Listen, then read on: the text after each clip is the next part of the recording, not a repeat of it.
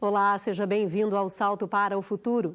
Histórias de uma pessoa, de uma cidade, de um país, de um povo. Histórias do mundo. Saberes que estão em toda a parte. Durante essa semana, vamos discutir a relação entre os espaços educativos e o ensino de história. São nossos convidados para o debate Dirceu Castilho, professor da Faculdade de Educação da Universidade do Estado do Rio de Janeiro.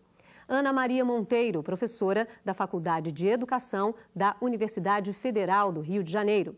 E Helenice Ciampi, professora da PUC de São Paulo. Hoje, no primeiro programa da série, vamos falar sobre os sentidos do ensino de história. Quer participar do debate? Então ligue para a gente. Nosso telefone é 0800 216689. O número do fax é 0, código da operadora 21 2232 3271. Para participar por e-mail, escreva para salto@tvebrasil.com.br. Uma turma de alunos pôde conferir na mostra sobre os 100 anos da Revolta da Vacina os principais momentos de um período importante da história da cidade do Rio de Janeiro. Na mostra, eles souberam que houve um tempo em que a população não aceitava a vacinação obrigatória. Foi no início do século XX, quando o Rio de Janeiro era a capital do país, com uma população estimada em mais de 700 mil habitantes. Nessa época, uma lei deu origem à Revolta da Vacina. E você, lembra dessa história? O presidente da República era Rodrigues Alves, que resolveu investir no saneamento do então Distrito Federal. O prefeito do Rio, Pereira Passos, traçou planos de reurbanização para o centro da cidade, que previam, por exemplo, a remoção dos moradores mais pobres das áreas sujeitas à proliferação de varíola e febre amarela. O cientista Oswaldo Cruz, que na época era responsável pela saúde pública, defendia a vacina obrigatória, garantida por lei. A população reagiu. A revolta ganhou as páginas dos jornais e até os militares se voltaram contra o governo federal. A revolta só teve fim quando o presidente revogou a lei que obrigava os brasileiros a tomar a vacina. No Centro Cultural Correios, no Rio de Janeiro, estes alunos da Escola Municipal Ministro Gama Filho acompanharam a exposição 100 anos da Revolta da Vacina, que teve como objetivo... Primeiro, uma visão da cidade há 100 anos atrás, né? A revolta propriamente dita, e nós atualizamos a questão das vacinas, né, até hoje. Narramos a história do desenvolvimento científico de vacinas, a história da instituição das vacinas, as campanhas de erradicação da varíola, né, que foi a primeira vacina e a primeira doença erradicada no mundo. A visita teve início em frente a uma grande fotografia. No painel, a imagem de onde tudo começou, o centro do Rio Antigo. Lembra daquele passeio que a gente fez no centro da cidade, andando? A gente chegou ali no Paço e aí eu mostrei que tinha uma ladeirinha e eu falei que ali tinha um morro. Lembram disso? O Morro do Castelo. Essa foto daqui é como se a gente estivesse no alto do Morro do Castelo, olhando para o centro da cidade. Alguns objetos amontoados e charges dos jornais da época deram uma ideia do clima de revolta que inflamava os ânimos da população. Tudo isso em protesto às reformas urbana e sanitária que estavam em andamento. Eu queria saber se o Oswaldo Cruz era meio realmente esse carrasco que o povo julgavam ele, que a imprensa julgavam ele. Ele não era um carrasco, mas para a época ele era sim, tá? Um carrasco pela imposição das coisas, das medidas que ele estava por trás. As pessoas antigamente tinham muito medo, né? Como estamos falando, que eles tinham medo de tomar vacina, porque para eles era o fim, né? Cada painel da exposição mostrou um problema de saúde e como as autoridades e a população lidavam com ele. Aqui a gente tem a peste bubônica, que é uma doença que é transmitida pela pulga do rato. Um fato interessante é que numa das campanhas, né, na campanha de desratização, que eles faziam igual que eles fazem com as armas hoje, né? Assim, quem pegasse os ratos e entregasse para o governo, eles pagavam para a pessoa. Só que acontece, como ela falou ali, o desemprego estava muito alto. Então as pessoas começaram a criar ratos para poder vender, né, para poder entregar para o governo e até buscar rato em outros lugares. A parte da exposição voltada para a pesquisa e para a produção de vacinas apresentou uma simulação de todas as etapas do processo. A exposição tem duas partes, né? Tem essa parte histórica falando sobre a revolta da vacina e eu acho que a segunda parte da exposição, que está falando sobre a vacina, ela é importante para a gente estar trabalhando com eles essas questões sobre como é que você passa de um momento em que a população se revolta contra uma vacina para o momento atual, quando a gente vê, sei lá, os dias nacionais de vacinação contra a pólio, que a população inteira vai, né, pedindo a vacina, né? Então, que mudança é essa na cabeça das pessoas? Ao final da exposição, os alunos organizaram as informações para a confecção de um jornal e também fizeram uma análise sobre o papel da imprensa. Eu acho que, no fundo, ele queria só fazer o bem à população, de uma forma errada, né? Mas ele queria fazer o bem, só que a imprensa, ele jogou o povo contra ele totalmente. Isso foi o que me chamou a atenção.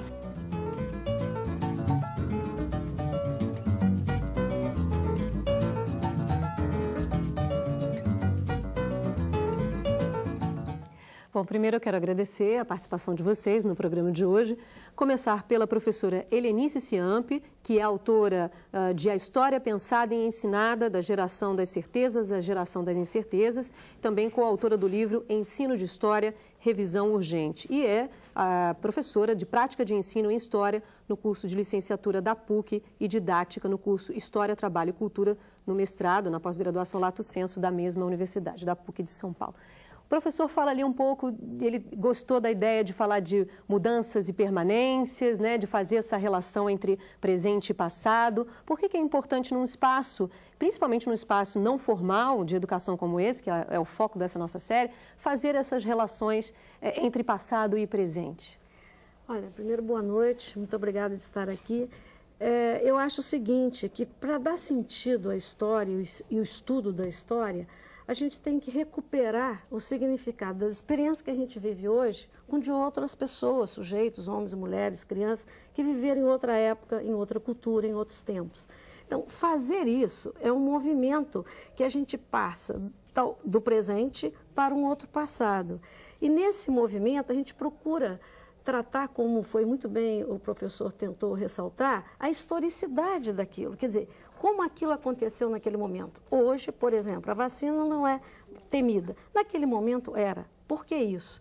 Então, a história procura sempre explicar as ações dos homens, né, num tempo e num momento.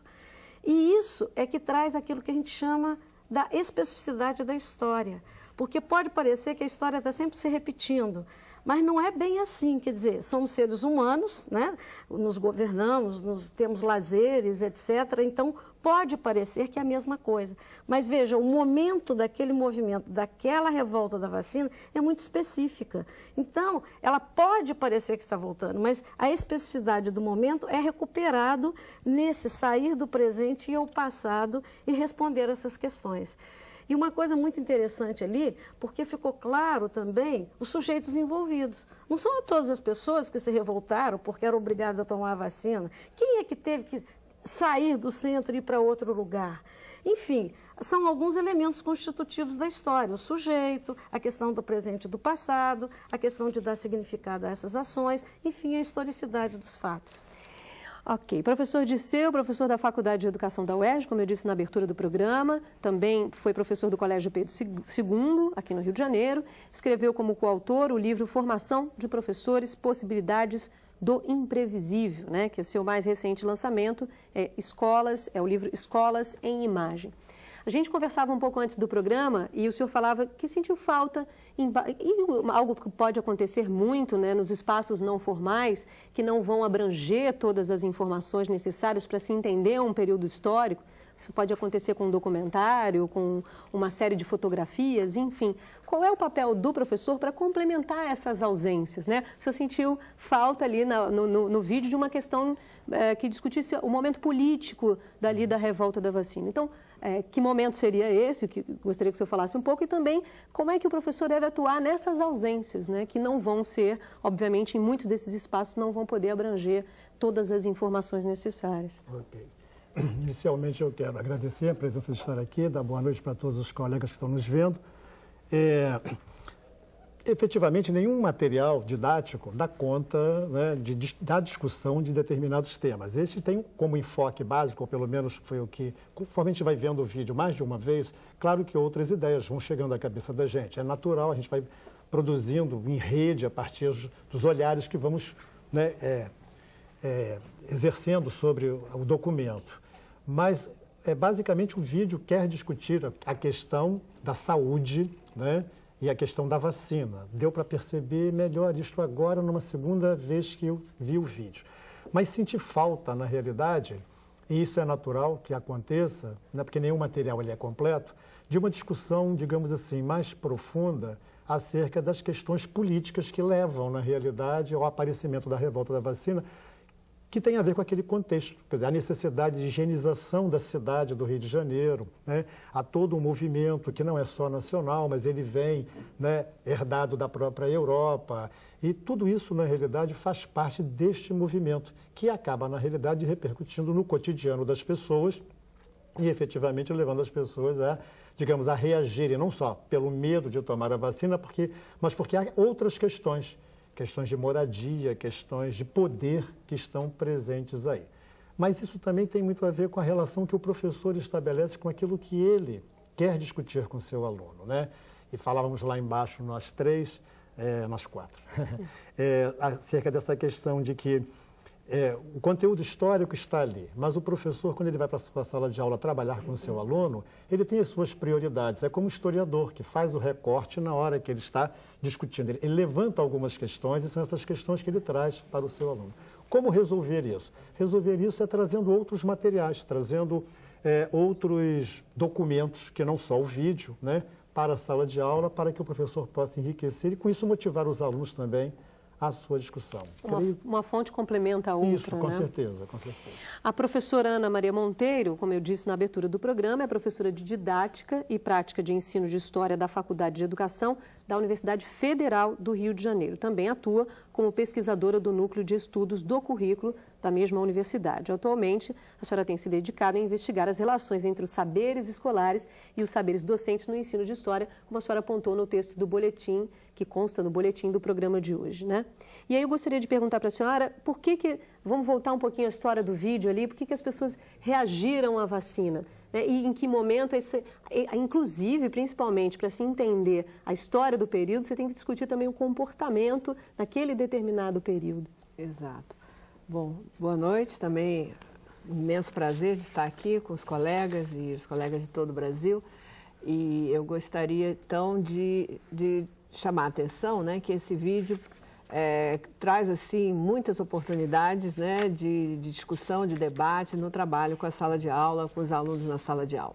Em primeiro lugar, eu queria ressaltar, né, a importância dessas visitas, das saídas da escola, da ida a esses espaços, que sejam museus, que sejam espaços culturais, ou o próprio ambiente urbano da cidade, com a sua arquitetura, né, que sempre criam oportunidades riquíssimas para o trabalho, né, com os alunos sobre o significado da história, sobre os sentidos que a história pode ter.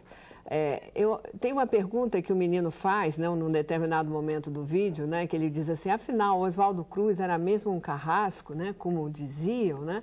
Quer dizer, nesse momento, aquele menino, e como os outros, né, ele estava demonstrando, ele está querendo entender o significado daquela revolta, daquele movimento, do papel, das atitudes, das ações daqueles sujeitos históricos, né? E tudo isso, quer dizer, e aí a moça explica que realmente ele agiu de uma forma autoritária, mas que no fundo ele queria ajudar as pessoas. Os alunos, com isso, eles podem começar a perceber, né, o que Helenilson falou da historicidade, né, que as sociedades mudam com o tempo e que a história é a expressão disso, né? E que em determinados momentos certas reações são tomadas, né? Que hoje em dia a gente estranha por que as pessoas não queriam tomar vacina, né? Quando hoje nós todos tomamos e achamos importante e necessário. Naquele momento era um ato novo, a ciência trazia aquela proposta, mas ninguém entendia muito o que era aquilo. Fora o fato da questão moral, de levantar a blusa para levar, né, a vacina no braço, aquilo era um atentado ao pudor, né? Os pais não autorizavam as filhas e as suas esposas a terem seus braços expostos e tudo mais.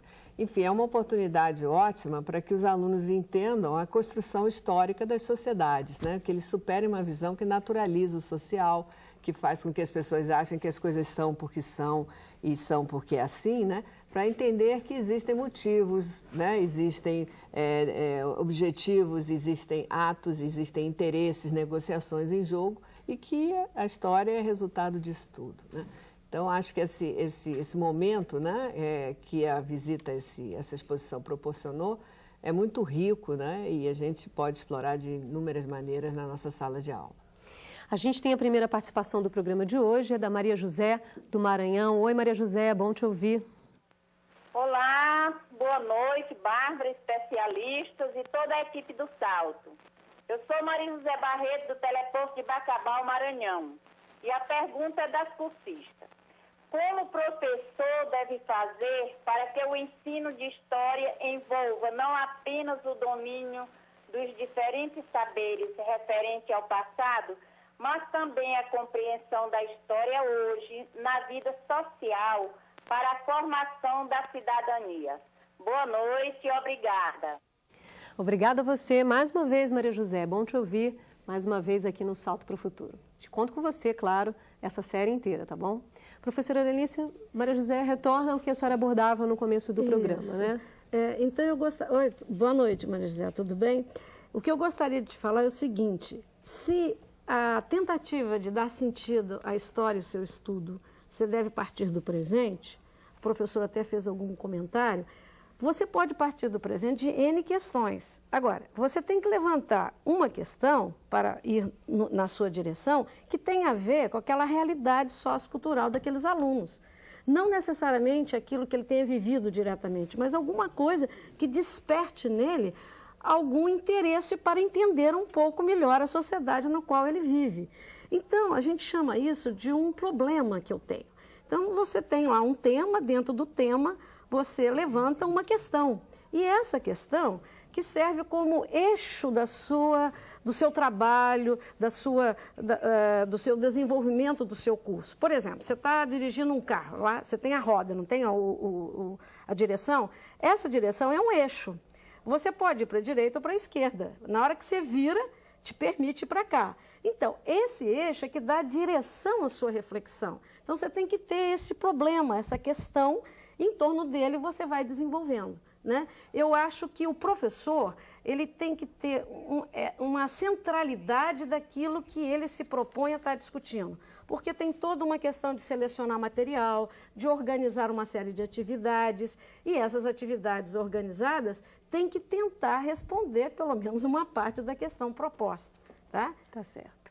Bom, uma casa feita de cacos acabou virando patrimônio cultural em um instrumento para a preservação da memória. Depois do intervalo, vamos visitar a Casa da Flor. Salto para o Futuro volta já.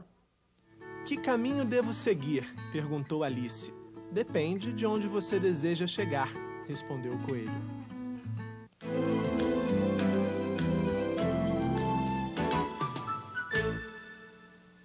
A Casa da Flor foi tombada pelo Instituto Estadual do Patrimônio Cultural do Rio de Janeiro.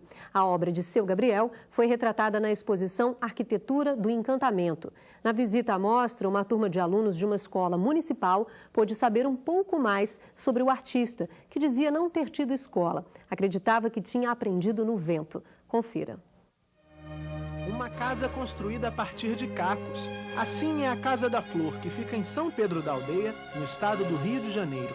Idealizada e construída por Gabriel Joaquim dos Santos, um trabalhador de Salinas, a casa se tornou um marco da arquitetura espontânea no Brasil.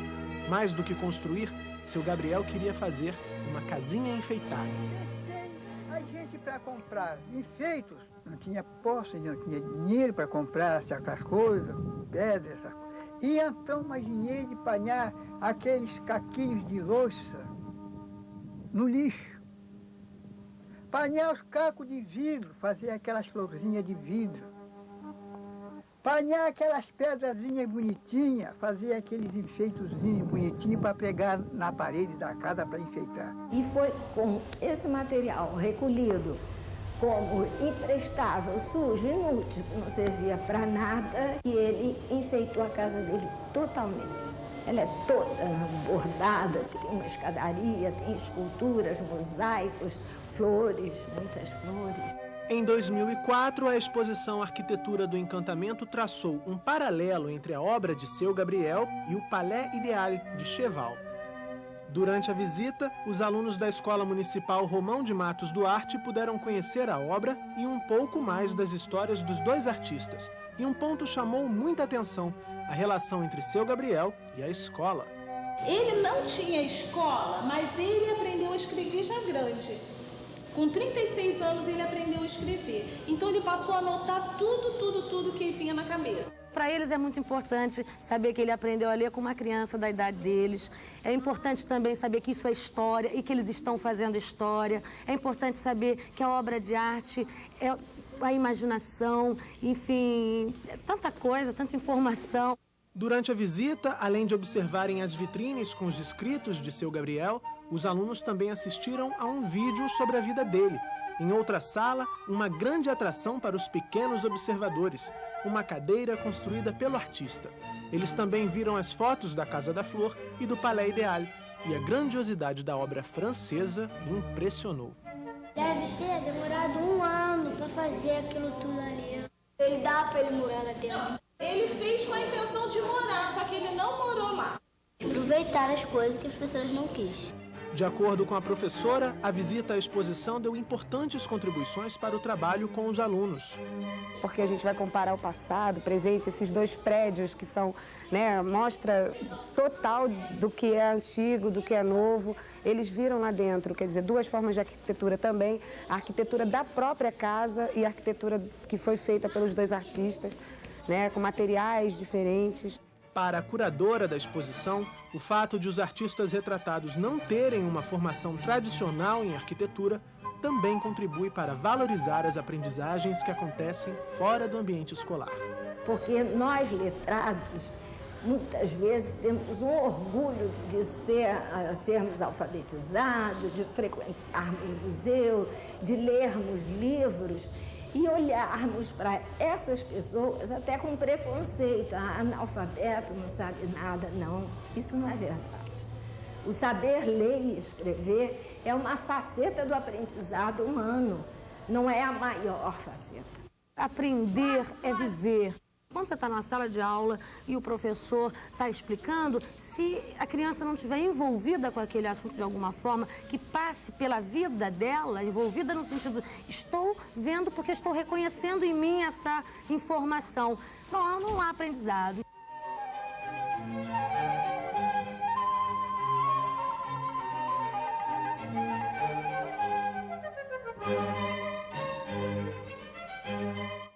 Professor Disseu, esse vídeo mostra que muitas vezes as pessoas têm a ideia de que estudar a história do Brasil, como apontava a professora Ana no intervalo, é estudar a história da política brasileira, a construção política brasileira, e o vídeo mostra que é possível estudar história a partir da arquitetura popular. E por um outro lado também, que se estudar história, estudar arquitetura no viés histórico é estudar só as influências europeias que tivemos aqui no Brasil, ou mesmo o modernismo. E não, se pode estudar história através da arquitetura também pela cultura, pela arquitetura popular. Sim, a questão básica que você colocou inicialmente é que nós temos uma tradição de estudo da história, de uma história que nós chamamos de história tradicional, ou positivista, que é a história, na realidade, que é a história oficial, que é a história dos grandes heróis, é uma história política, é uma história que constrói a ideia de nação. E, de uma certa forma, nós estamos formados, ou viemos sendo formados há muitos anos assim. Hoje em dia, a história ganha novos ares. Inclusive, os livros didáticos ainda reforçam muito esse modelo da história que valoriza só os grandes eventos, os grandes heróis, etc. e tal. Graças a Deus, o material está mudando, e graças também aos autores, não só a Deus. Então, não só a arquitetura, mas qualquer um outro tema, principalmente pode ser trabalhado a partir dessas questões do cotidiano. Porque o que, na realidade, mais me chama a atenção nesse segundo vídeo é exatamente trazer a possibilidade de mostrar que um sujeito comum, que não precisou ir à escola para saber do mundo e aprender com o mundo, ele só vai à escola a partir dos 36 anos, ele é capaz, na realidade, de nos dar essa lição de vida, de saberes, de conhecimento, de historicidade, podemos dizer assim, e ele está alijado dessa história clássica, dessa história tradicional, etc. Então, a proposta hoje da reforma educacional, que já vem já há algum tempo, ela traz exatamente essa possibilidade de se trazer essas discussões para a sala de aula. Né? Não que a história clássica da arquitetura não tenha importância, ela tem sim, mas não neste patamar. Né? A educação básica, na realidade, aí eu volto àquela questão que a colega Maria José, lá do Maranhão, né, levantava, a gente sempre fica muito com aquela preocupação do que, como é que eu devo fazer. Eu tenho andado pelo Brasil, tenho tido a oportunidade de ser convidado para ir a muitos lugares, conversar com professores, né? E eu tenho descoberto, não preciso andar muito, até mesmo aqui, que existem pessoas que fazem coisas lindas. Quase todo mundo faz um trabalho muito bonito sempre, porque tem essa sensibilidade de partir do que está acontecendo ali, das suas questões, né? E a gente sempre fica achando que não está fazendo bem, né? Então, eu acredito, na realidade, nessa possibilidade do professor poder unir esse saber tradicional dele, né, com essas questões locais e com o seu desejo de produzir. É preciso ampliar o olhar, com certeza, né? Com certeza. A gente tem a participação agora do Elcimar, do Tocantins. Olá, Elcimar. Boa noite, Bárbara. Boa noite, convidados. Eu sou o Elcimar Pessoa, do Teleposto Paulo Freire, de Araguaína, estado de Tocantins. A pergunta é a seguinte: podemos admitir que o homem é um ser histórico, já que suas ações e pensamentos mudam no tempo, à medida que enfrenta os problemas não só da vida coletiva, como também da experiência pessoal. Como passar essas experiências e esses acontecimentos para os nossos alunos sem que haja um choque, ou seja, um conflito na aprendizagem com o ontem, o hoje e o amanhã? Muito obrigado, boa noite. Obrigada, Elcimar, pela sua participação hoje. Eu conto com ela a semana inteira, tá bom? Obrigada. Professora Ana, eu queria entender o que ele chama de conflito também, né? Por que haveria um conflito para que os alunos tenham conflito em relação a esses tempos históricos? Não sei, talvez porque muitas vezes, até dentro de um modelo, né, de história ensinada, conforme descrito pelo Dirceu, né, a história, quando contada, né, enquanto aquela história oficial dos feitos políticos, né, uma história político-administrativa, da afirmação, né, de uma nação, né, da construção de uma nação, ela muitas vezes chegava aos alunos com uma coisa muito externa, que não tinha nada a ver com eles, né, na qual eles não se sentiam, uma história da qual eles não se sentiam participantes, né? E eles muitas vezes diziam: já estão todos mortos, o que eu tenho a ver com isso? Para que eu tenho que estudar isso? Eu não conheço essas pessoas, isso não me interessa, né? Então, esse conflito, de alguma maneira, né, ficava, eu vejo um pouco por aí, não sei se foi isso que o colega estava querendo, se era isso que ele queria se referir. E eu acho que como fazer para superar isso, né, eu acho que uma primeira questão seria começar a trabalhar com os alunos, e aí desde pequenininhos, né, eu acho que o ensino de história começa desde que as crianças estão já ingressando na escola, para ele reconhecer que ele tem uma história, né, que ele faz parte de uma história, que o nome dele tem uma história, que a família dele ou o grupo familiar no qual ele convive, né, e ele ir descobrindo isso, e descobrindo a história dos seus colegas, dos amigos, daquela comunidade, e ele vai percebendo que a história não é só a história dos grandes homens, né, é a história das pessoas, dos trabalhadores, das pessoas que governam, de todos nós.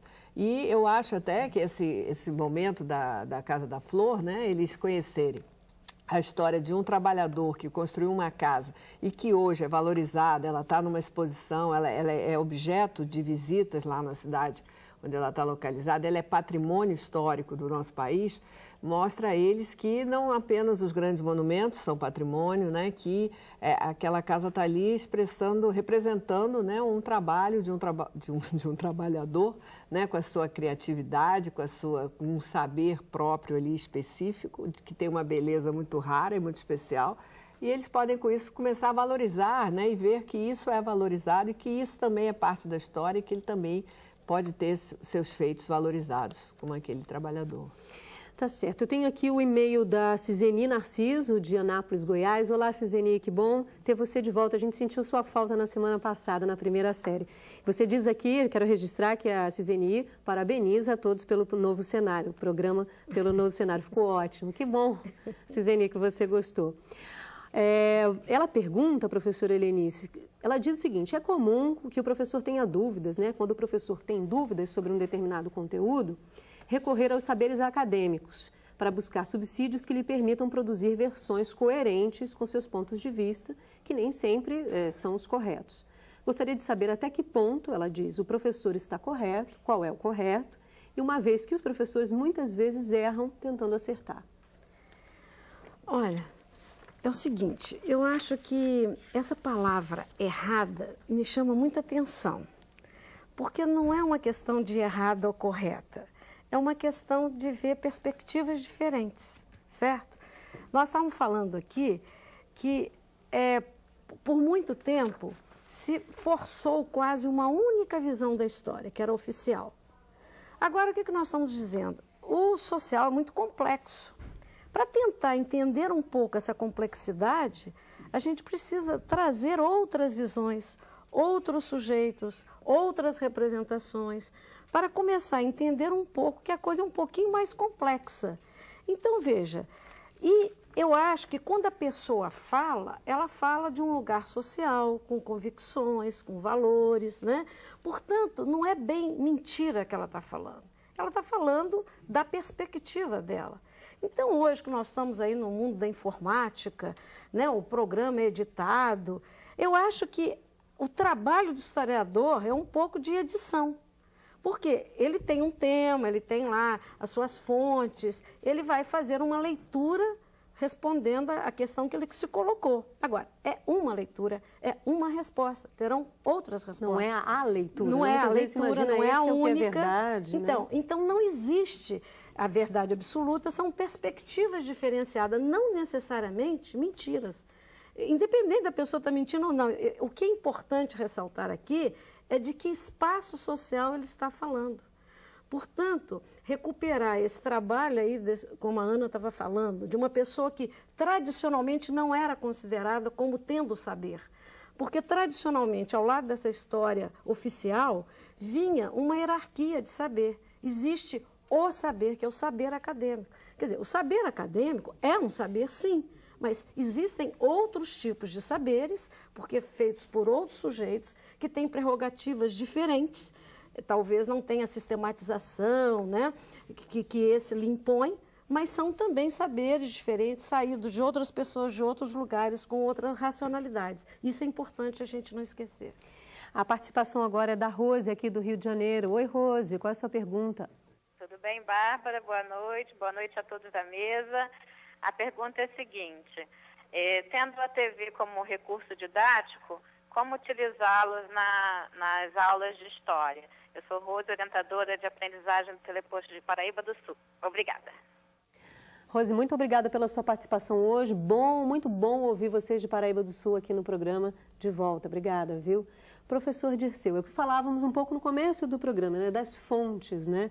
Como o professor pode utilizar essa que não é a única fonte, como apontava a professora Lenice, e não fazer dessa fonte uma verdade, mas sim uma conjugação de fontes aí para discutir história.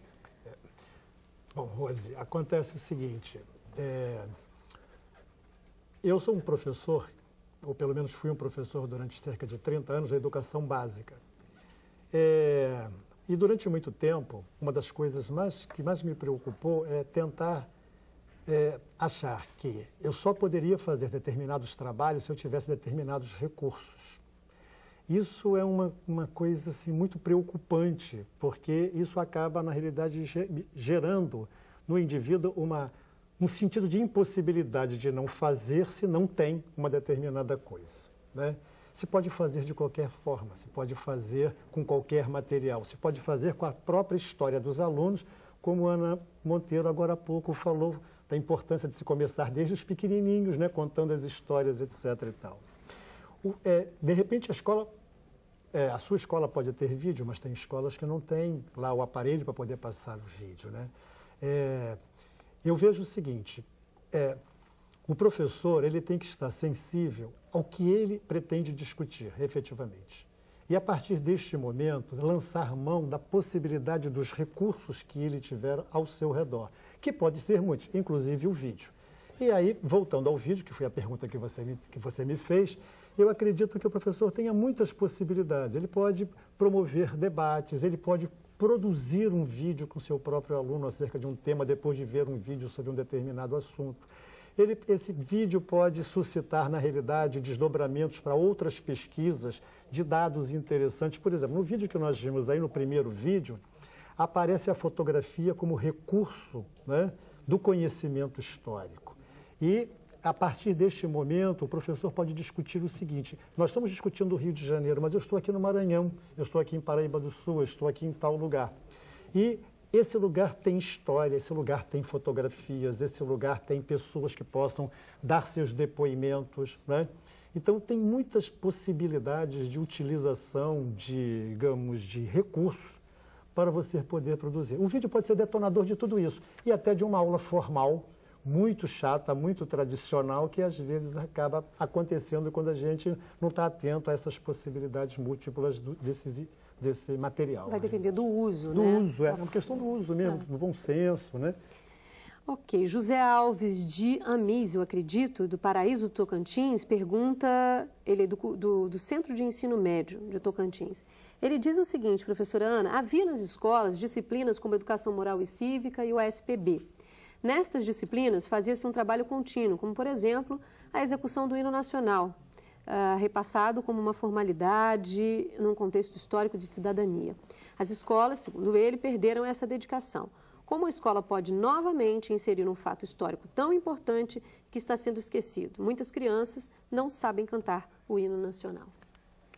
Bom, essa presença da disciplina Educação Moral e Cívica e da disciplina Organização Social e Política do Brasil, ela se deu num contexto, né, histórico, num momento histórico do nosso país muito específico, né?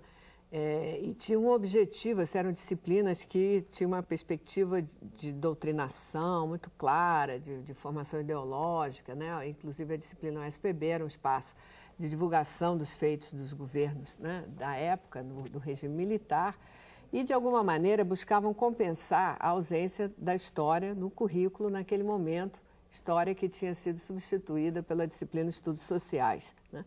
E o que gerou, né, durante a década de 70 até meados dos anos 80, né, um esvaziamento do ensino da disciplina História, né, no então primeiro grau.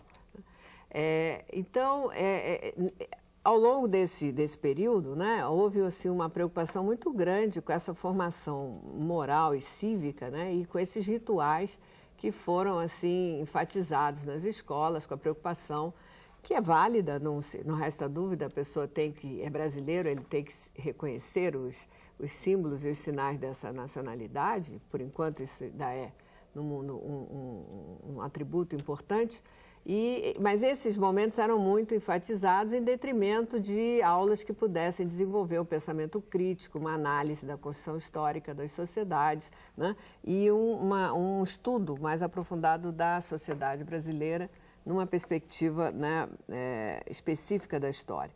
Né? Hoje em dia, né, hoje nós temos o retorno da história no ensino fundamental, essas outras disciplinas não estão mais presentes, e o que eu vejo e o que eu defendo, né, é que nós temos, não há como evitar, e é importante isso, a gente no ensino da história trabalha com valores, né? O tempo todo a gente está fazendo esse trabalho. Bom, hora de uma pausa para o intervalo, a gente volta em instantes. Compreender o tempo é essencialmente dar provas de reversibilidade.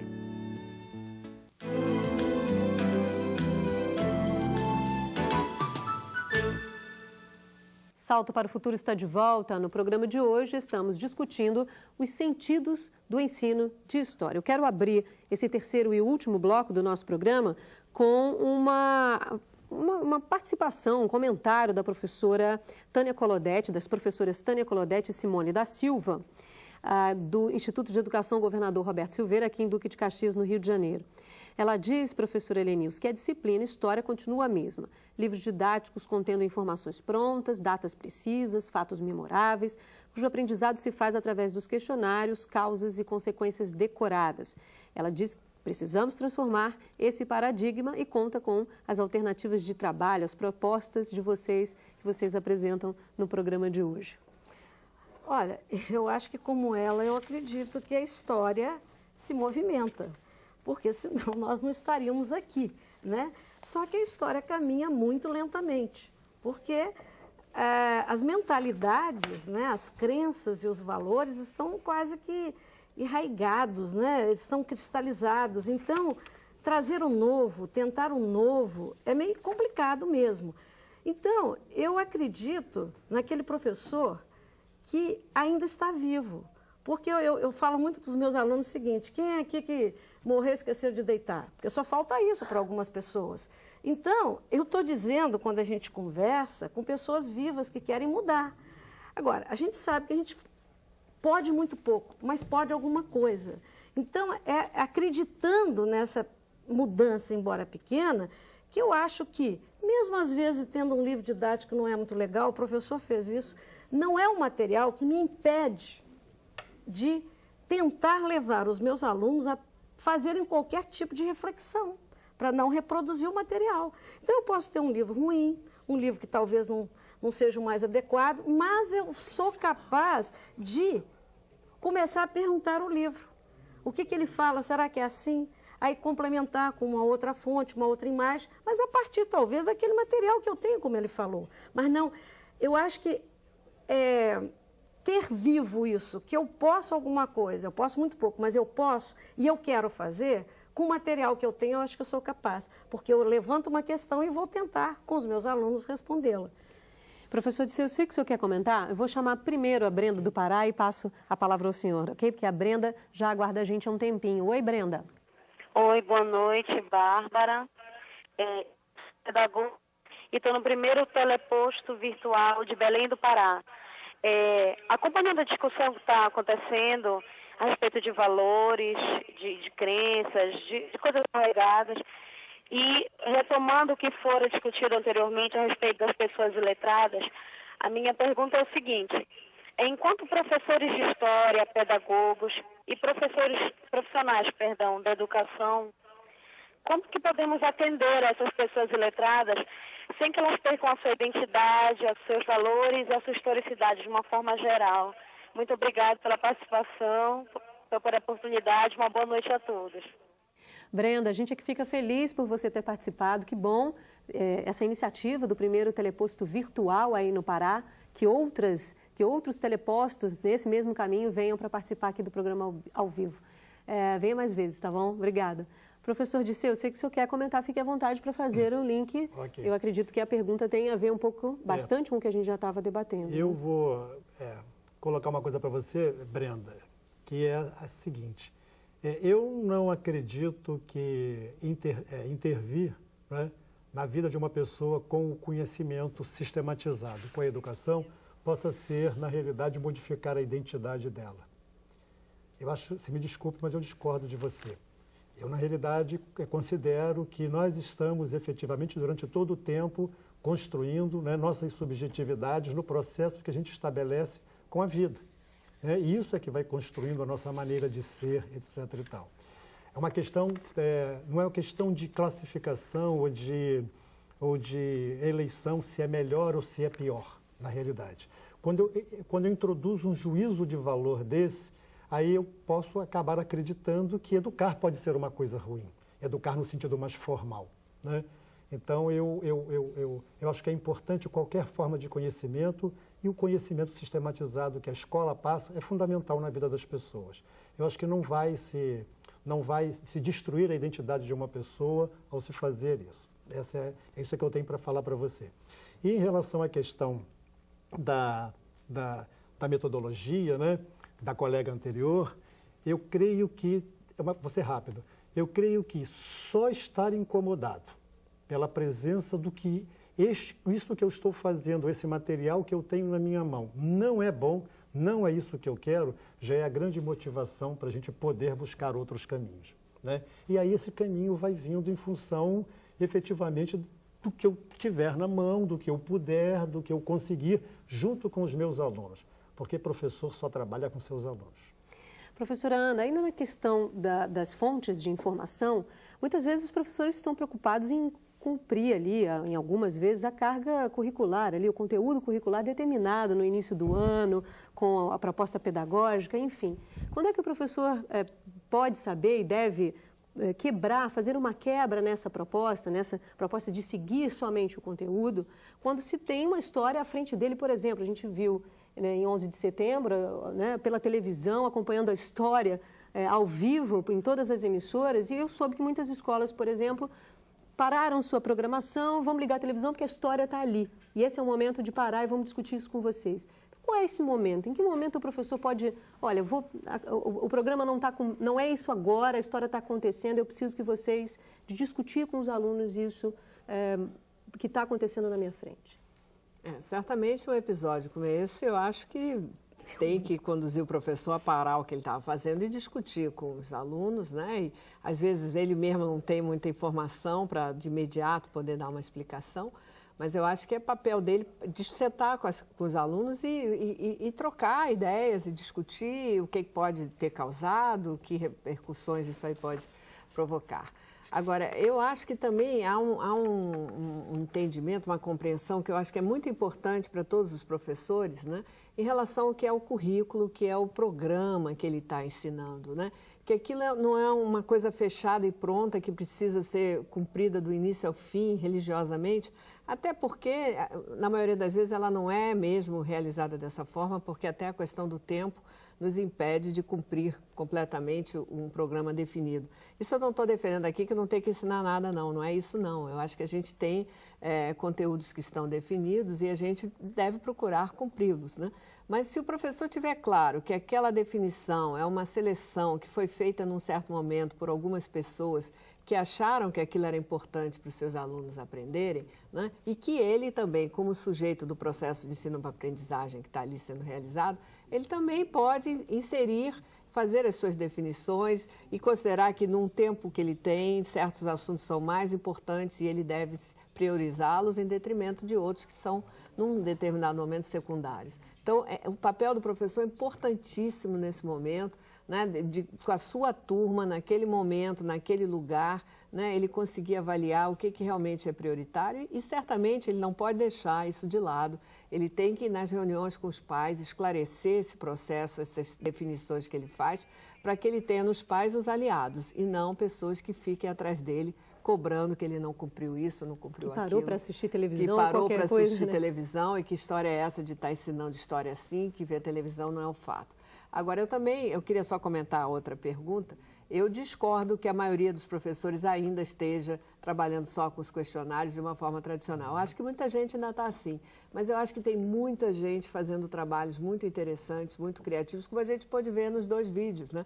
Eram 2 turmas de escolas municipais aqui do Rio de Janeiro, os professores estavam lá nas exposições, levando as crianças para ver o trabalho, discutindo com eles.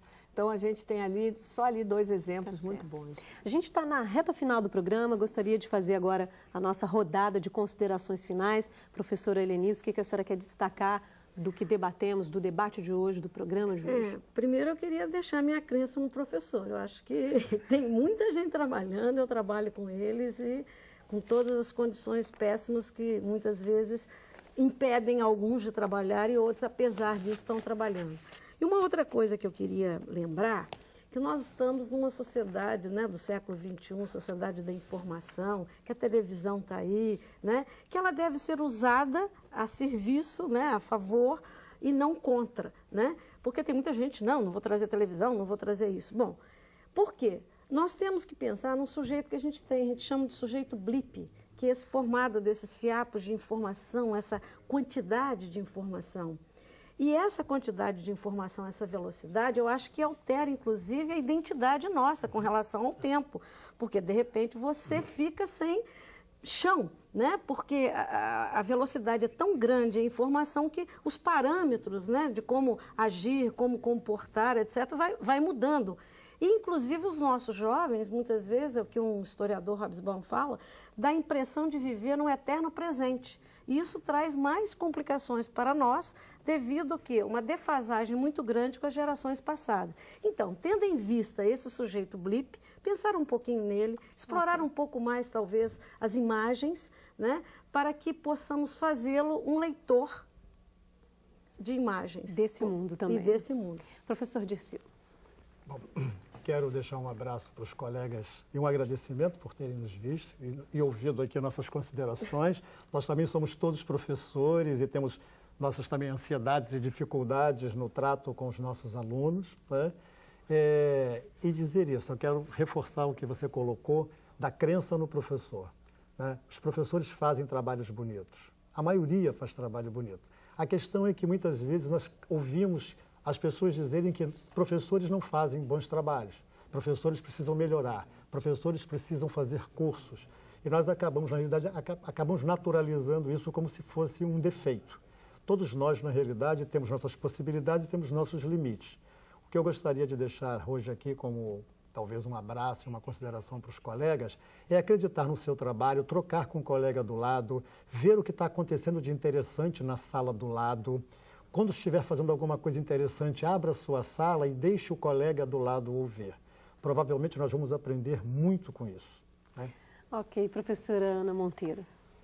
Eu concordo e reafirmo a posição dos meus colegas em relação ao professor. Eu trabalho, pesquiso sobre isso, sobre os saberes dos professores. E eu queria só ressaltar aqui no final da importância do ensino da história, né? O ensino da história que vai ajudar, pelo menos eu acho que deve buscar isso, ajudar os nossos alunos a entenderem os sentidos das ações humanas, né, dos processos, né, tentar entender por que as pessoas agem do jeito que agem ou agiram do jeito que agiram, conhecer, né, os tempos passados, as diferentes sociedades, as formas diferentes de agir.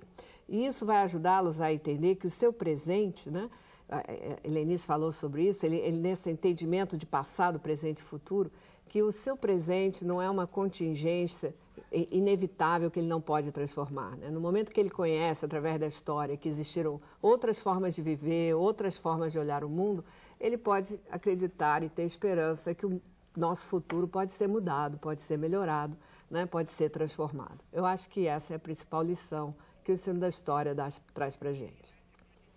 Bom, o Salto para o Futuro de hoje fica por aqui. Eu agradeço aos professores Dirceu Castilho, da Universidade do Estado do Rio de Janeiro, Ana Maria Monteiro, da Universidade Federal do Rio de Janeiro, e Helenice Ciampi, da PUC de São Paulo. Obrigado também a você pela parceria de sempre. No programa de amanhã vamos falar sobre memória e ensino de história. Se você gostou do tema, mas ainda não tem o boletim dessa série, você pode encontrar os textos no nosso site na internet. O endereço é www.tvebrasil.com.br/salto. A gente se vê amanhã. Salto para o Futuro, 15 anos, parceiro do professor.